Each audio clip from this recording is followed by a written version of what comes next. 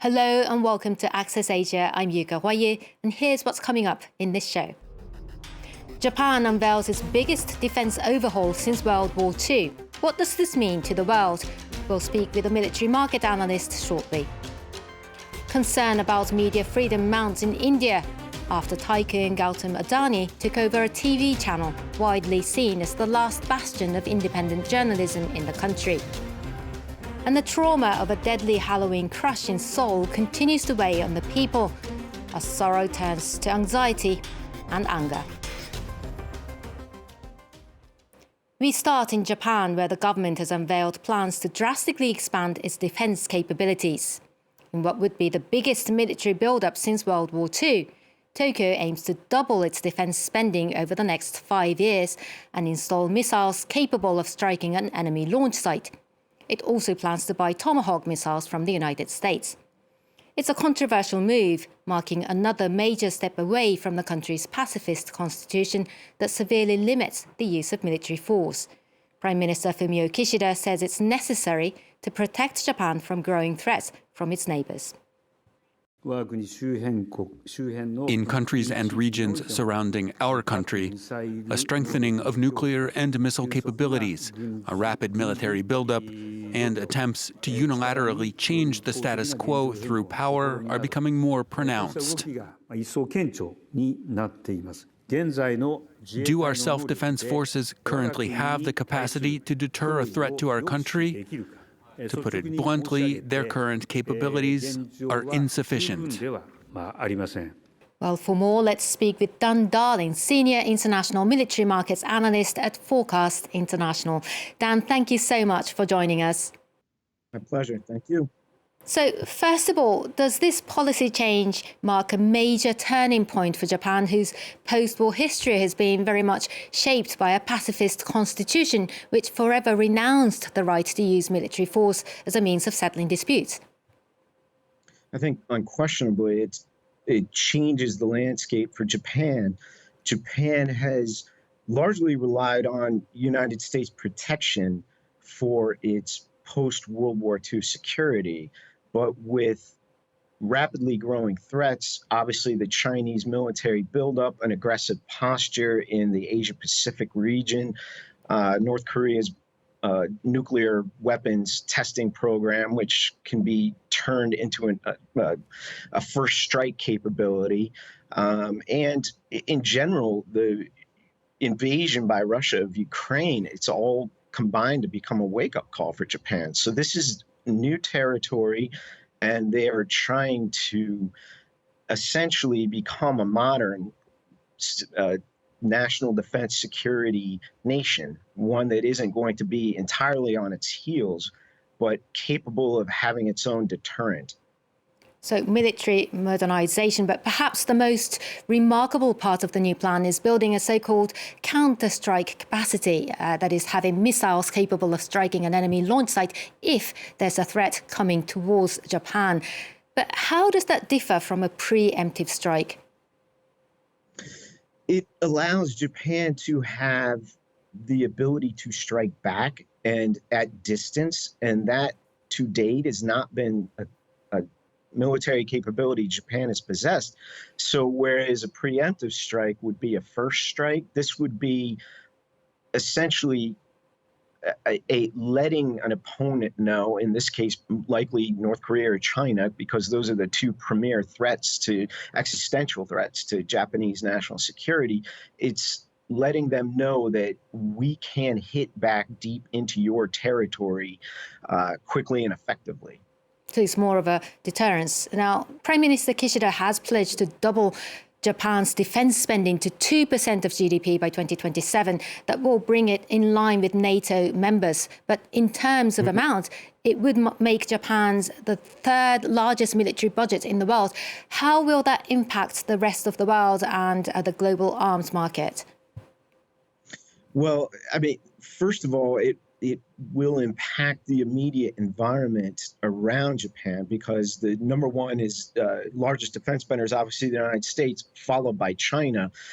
In terms of the global arms market, it makes Japan both a buyer and potentially in a new step for them, possibly as they advance their military industry, an exporter. So a lot of different things shaping out by this new sea change in Japanese defense and security approach. And just very quickly, Japan has also recently announced a project to team up with Italy and the UK to build next-generation fighter jets.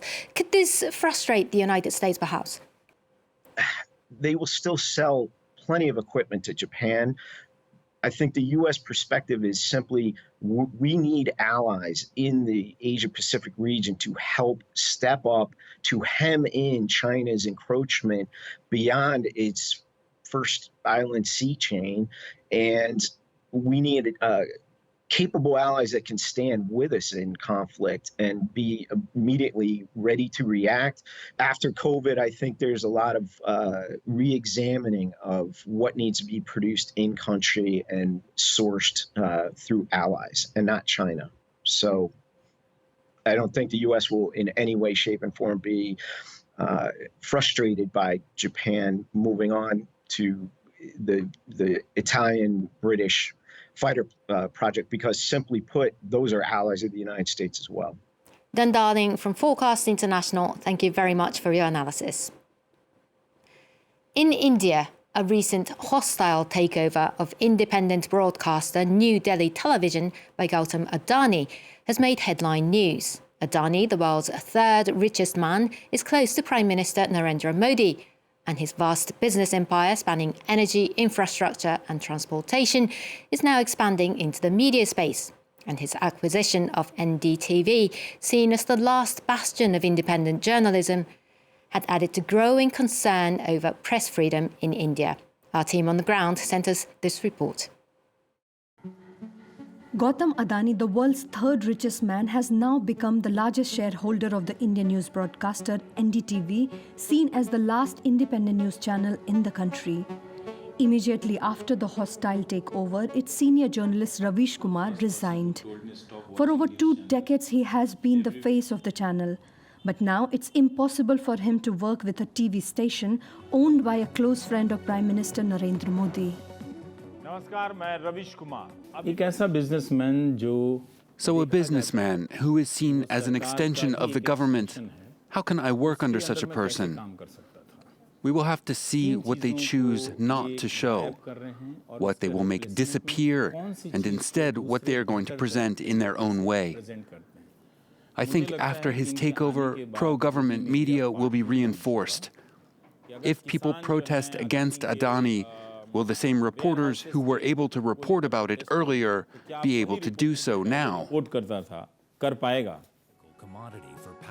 Investing in infrastructure, energy and transportation, Adani built one of India's biggest business empires within 3 decades. Since Modi came to power in 2014, his net worth rose from $7 billion to over $135 billion. But investigating his business growth invites prosecution. Many journalists have exposed the financial leverage given to the Adani Group by the government. Journalist Ravi Nair has been sued for defamation by the tycoon for publishing a part of his investigation on social media. The basic idea is to intimidate people. So once people get scared, they won't write anything. This is the normal tactic which Adani Group deploys. Like, it creates a lot of unwanted expenses. That you have to travel long distances, you're spending days, then you're just going and coming out of courts. Although media concentration is not new in India, according to this journalism professor, it has amplified in recent years. They are also having stakes in many other channels. For example, Ambani is owning, TV18.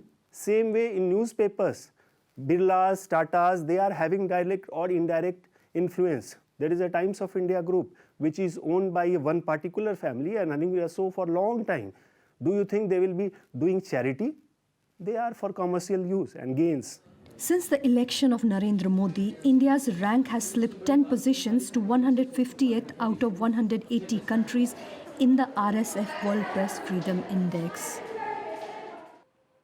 To South Korea now, and 6 weeks after a Halloween crowd crush killed 158 people and injured scores in Seoul, survivors and locals remain traumatized and angry. The accident on the 29th of October turned what would have been the first big street party free of COVID-19 curbs into a nightmare and led to widespread soul-searching about the country's public safety management.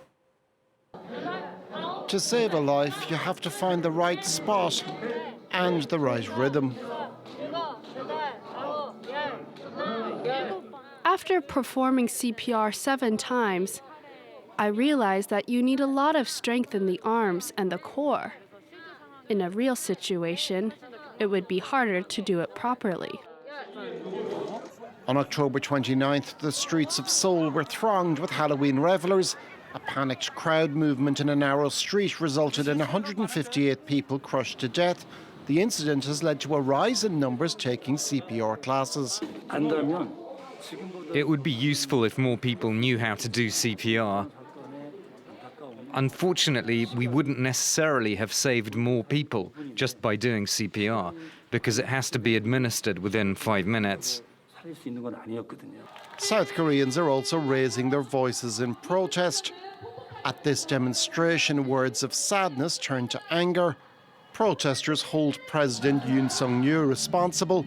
They blame the recent moving of the president's office, nearly doubling the police officers required for the president's security. I think there is an obvious connection between the accident and the relocation of the presidential office.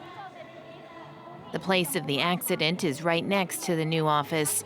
The budget of the relocation was exponential. It requires more police to protect the president. It is such an irony that there wasn't enough security left to protect the citizens. On the fateful night, approximately 700 police officers were deployed to protect the head of state, while only 137 were expected to control a crowd in excess of 100,000 people. President Yoon has apologized and promised an inquiry to cast more light on what caused the tragedy. That's it for this edition of Access Asia. Do stay tuned for more world news here on France 24.